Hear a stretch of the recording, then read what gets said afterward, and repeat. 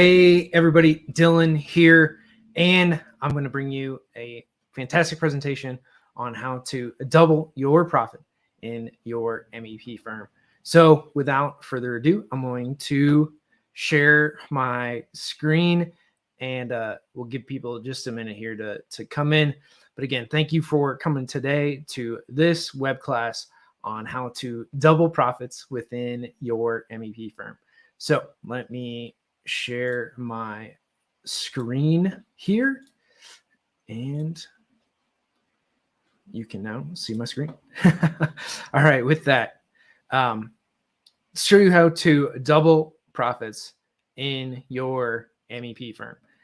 With that, let's talk about currently what are the profits that each and every MEP firm and really across engineering, accounting, research management, basically professional services, what their profits are.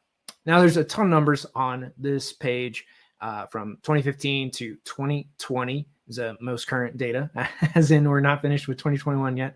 So with this, you can see all these numbers across. And with that, the profit margins for firms are pretty low, right? In 2018, it was negative 0.5%. 2017, negative 4.7%, which is pretty bad. Negative 2.5, negative 5. So, right, as we look at these, their profit margins are just terrible. Like, it's not a good business to be in. While gross margins are good, right? 30%, the ultimate net profit, what the firm takes home at the end of the day, is pretty poor. It's pretty bad. You know, operating margin 2%, 2.8. Like, these are really low numbers, pretty bad. And now let's look at general contractors and their average financial. Again, this is all US listed companies. So a profit margin on a general contractor is, 6.7, 5.9. Their operating margins are 9 and 7%. Here, we'll zoom in a little bit on those. So you can see that, general contractors are doing better, still not great, right? Less than 10%. To give you an idea, like a McDonald's makes 6% per restaurant. They do like 2.7 million on average a year in revenue, and then they net 6%, which is about $150,000-$60,000 again to the owner. So that's profit for it. And then again, you can have a lot of those, so they just scale per. But again, each restaurant's about 6%. So as we look at these side by side, a construction firm, their profit margins, right? It's 6.7 over 1. So it's 600% more profitable than an engineering firm, and that's kind of year over year, right? 400 to 600% year over year, right? Because this is ultimately what you need to look at. You can look at operating margin too as well, right? Again, 5x, 2x, 2.5x. So to give you an idea of what other industries have for their net margins, net profits, auto repair, 12%, construction, right? That's us, 5%, as you can see, right? And that's really just an average between GCs and engineering firms. Hospitality is 8%, maintenance service. So you can basically go into just about any other industry except for retail. So you go and look at like Walmart, they do about a 5% net margin. And then you go look at other publicly traded companies like Jacobs, Stantec, that you're running about, 1% or less than 1% margin. Granted, they do a ton in volume, a lot in sales, but net is still very low. Ultimately, the outlook is pretty bleak, right? And ultimately, how do we go through and how do we change this? Well, there's 4 ways to increase revenue. So revenue, dollars in the door. So you increase the number of projects that you do, which, the counts, right? How many projects you do for a given client or more clients. Increase the size of those projects, right? Because we're getting paid as a percentage typically of the construction costs to do these projects. So increase the size of the project. So go after bigger and bigger projects. Increase the scope of your projects, right? Can you do more things, whether this is commissioning, whether this is adding technology services or security or access control, and then charging accordingly for those services, not just adding it into your bag of tricks, but to actually charge for them.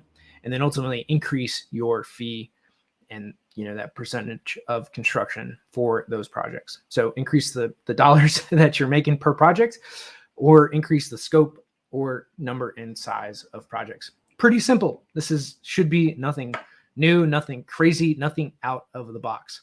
So in those 3 straightforward ways to grow, right? Increase the number of projects, increase the project size, and increase the scope of projects. Those are the 3 straightforward ways to grow. And those are the ones that we always think of, right? How do we get more projects? How do we do more, bigger projects for better clients and increase the amount of work, the scope that we do on each of those projects? So increasing our fee. Let's first talk about some of the numbers that are behind this, right? You need to look internally in your company on what does it take, how many hours does it take, not what you budgeted, but actual numbers that it took to design the building. So do you know what it takes? Do you know even what you get paid for per square foot to design a building? So it's $1.25 per square foot for electrical on these numbers, right? $250 per square foot build costs on a 5% fee, and electrical gets 10% of the project. Again, very straightforward math, but how do you actually know these numbers, and can you rattle off what it takes, right, in hours for your firm on average? Go look historically, go through, pull all your Deltec reports and see how many hours it took, how many square feet it was, and then get hours per square foot per discipline.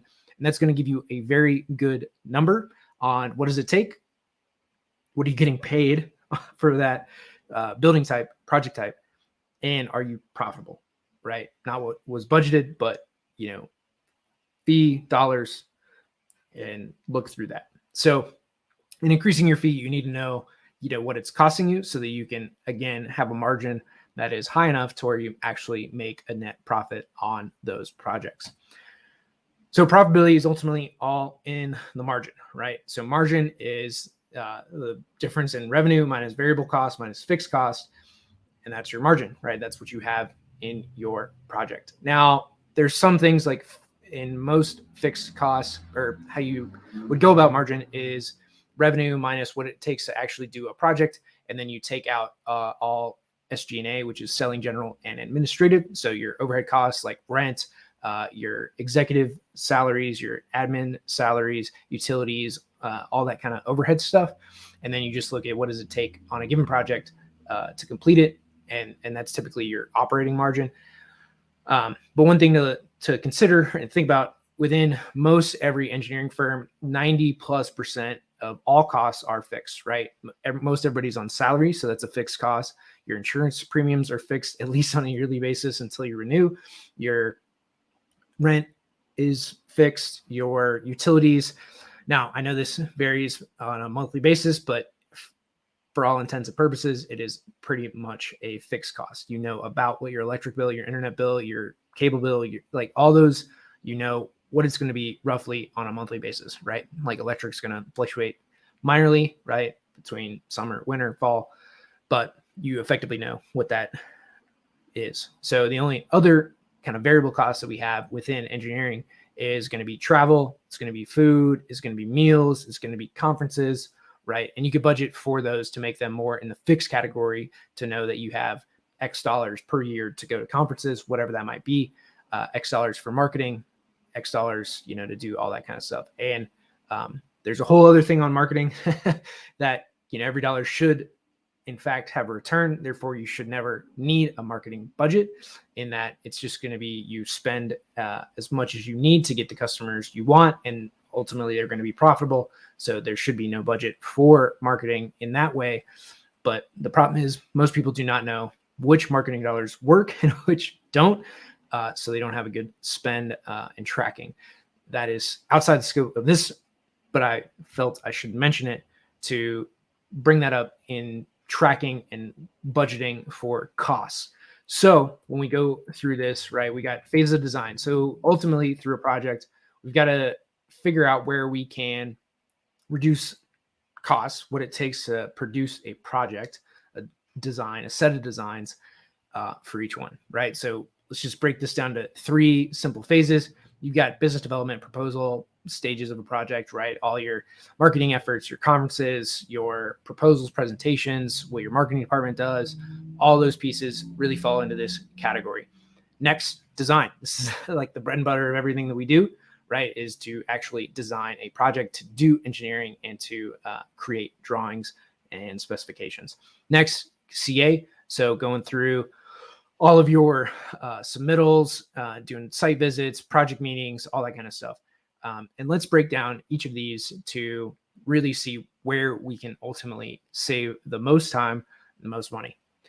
Let's first look at business development and the proposal stage of any projects. So ultimately, it takes, in our business, you've got to know people, right? While you could do a lot of marketing, you can write books, you can do white papers, you can do a lot of things on social media, presentations like this one to help inform clients.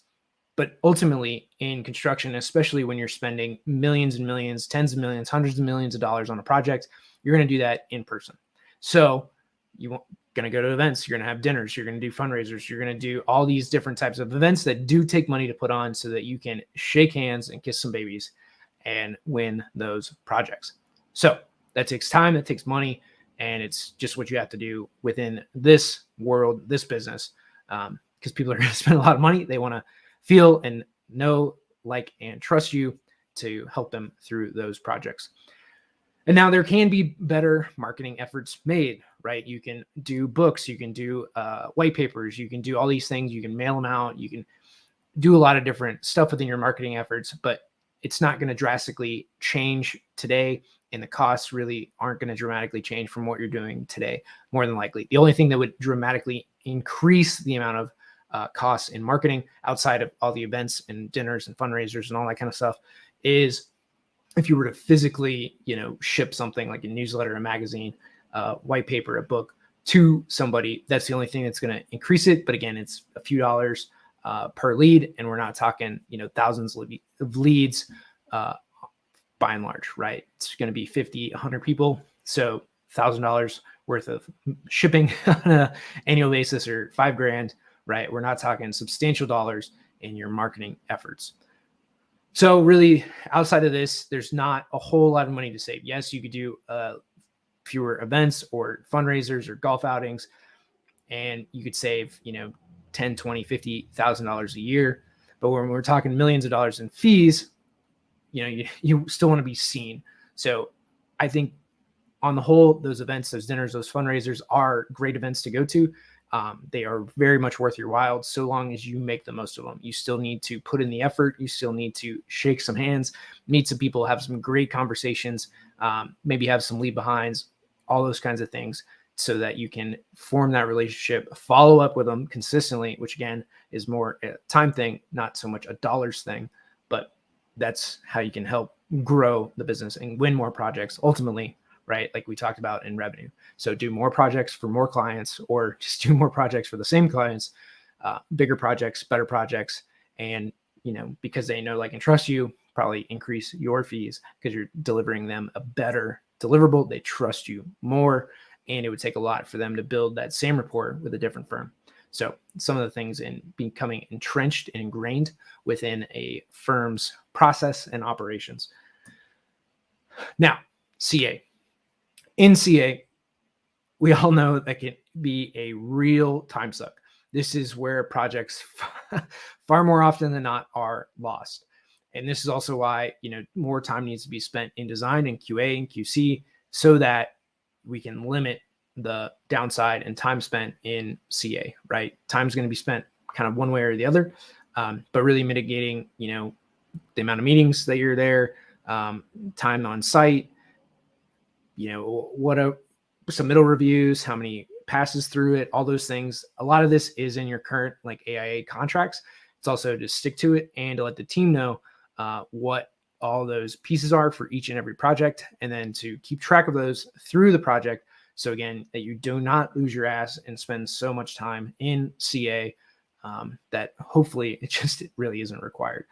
While the other thing to do and consider is those on-site, those meetings, that's part of business development as well. So it's not going to be a total loss to go to those meetings, to have those conversations with owners. That's where a lot of projects get handed out.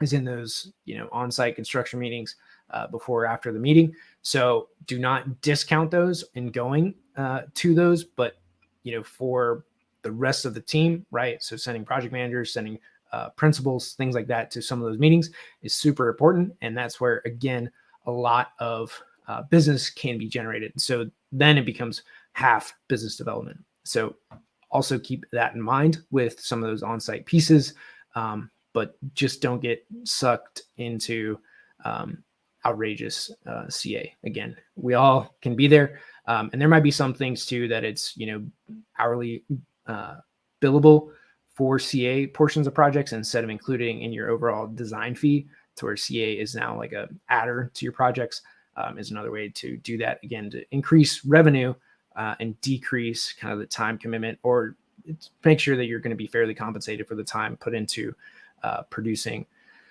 and doing CA. The other thing to we need to separate in our minds is that because, we're fixed fee, we are salaried, so fixed expenses effectively for people, is you now need to separate time and money, right? They are not the same. If you can produce more in less time, you're going to get paid the same. So then your dollars per hour is going to go up drastically, which is the whole point of this presentation. So just wrap your head around that.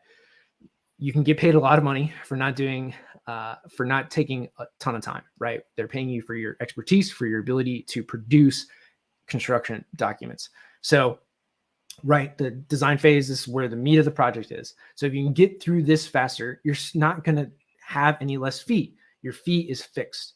So getting through faster means ultimately you get paid more per project. Or that you're not going to have as much expense in a project, which when we get to the next phase of this, and how do you double your firm, and along with that, drastically increase the amount of profit.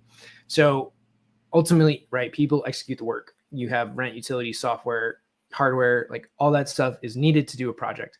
And traditionally, when you've had more projects, right, you double the amount of revenue that you're generating within your firm. Traditionally means that you need more people, right? You need to double your design teams.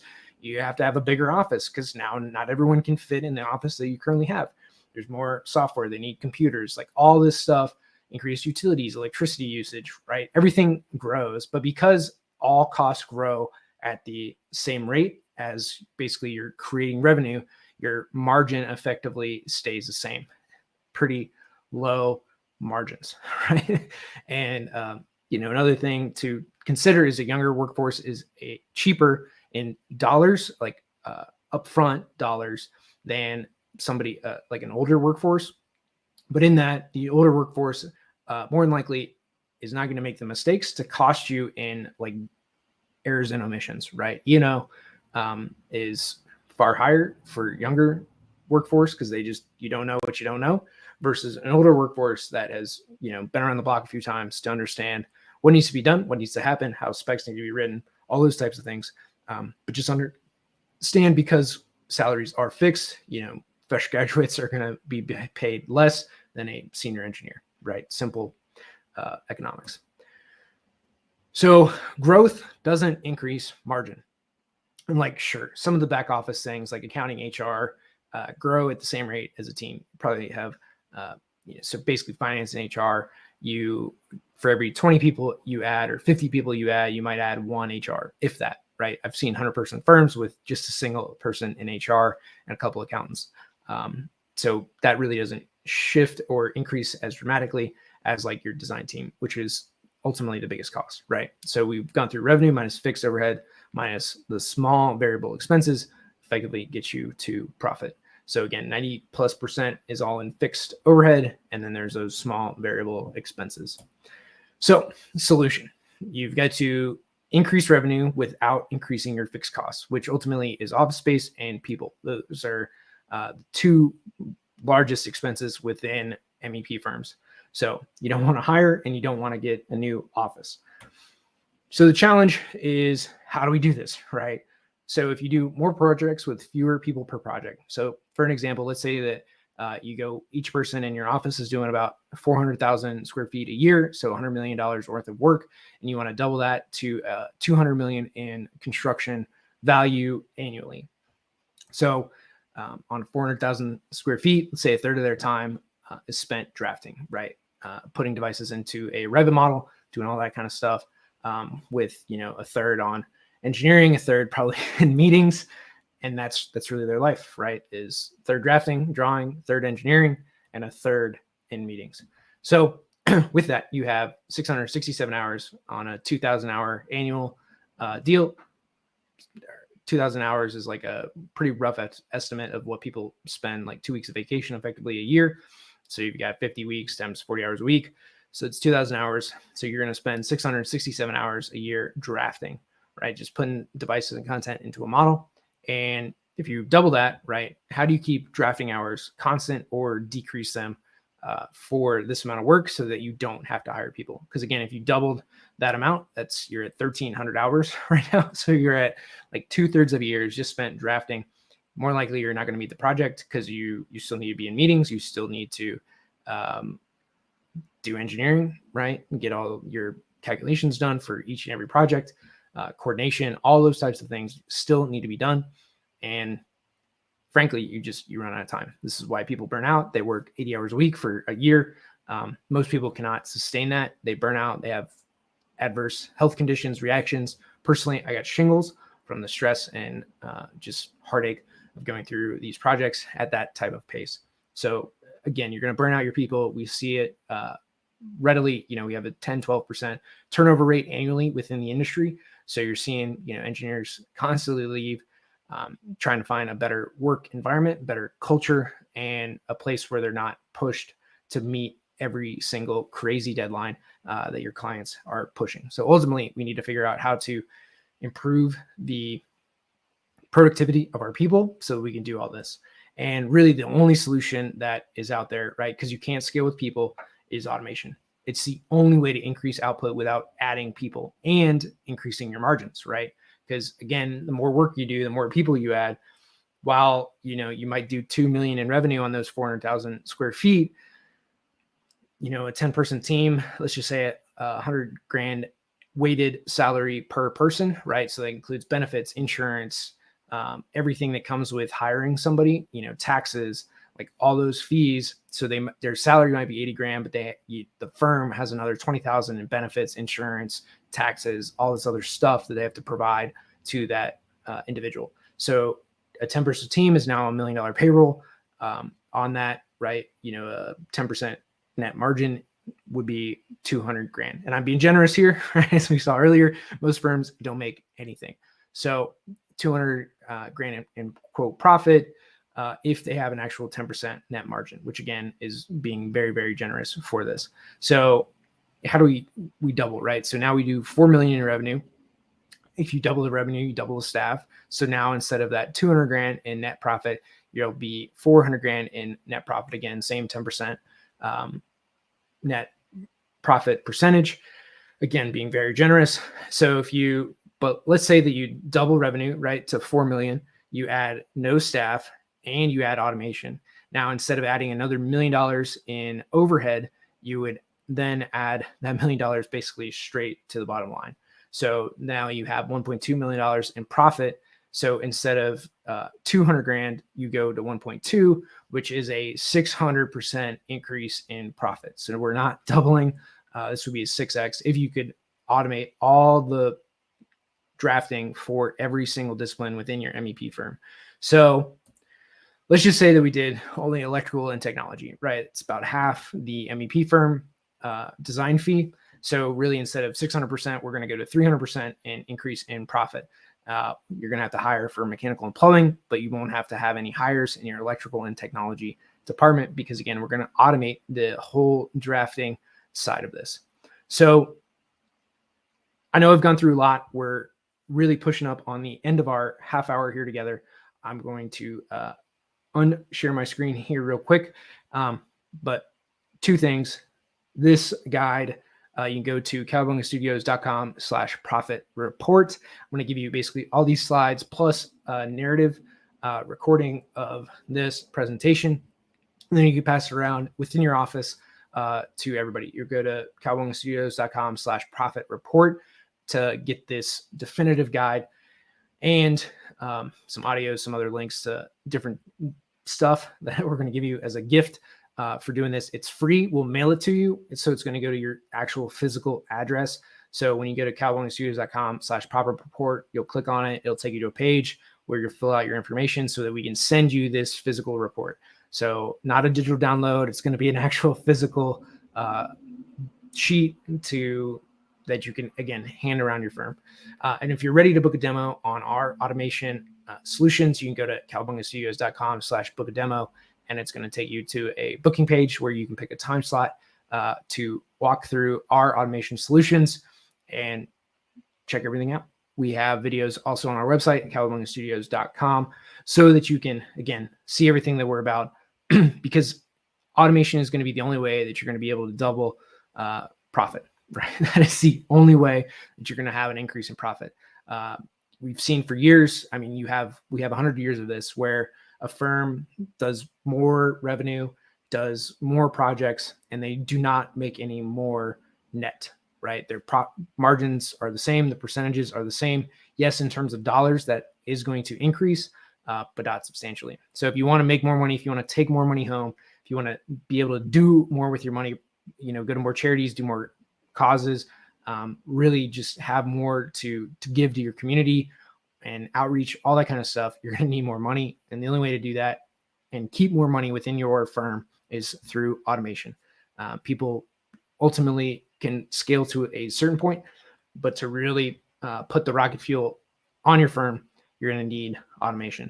So go to cowabungastudios.com/pop-up report. We'll send this and some other bonus gifts to you in the mail. I know, letters, right? Who does that anymore? We do it. So we'll send it to you. And if you're ready to book a demo, you can go to our site, cowabungastudios.com/book a demo. So I'm going to stop sharing my screen. And if there are any questions, I will answer them. So with that, all right, guys, thank you so much for watching. Apparently I did a great job and we don't have any questions today. So with that, go to cowabungastudios.com/profit report and get this free guide. We'll mail it out to you here in a few days. And I hope you all enjoy. Have a wonderful rest of your day, rest of your week. And thank you so much for attending today. Really appreciate you. And we will see you next time.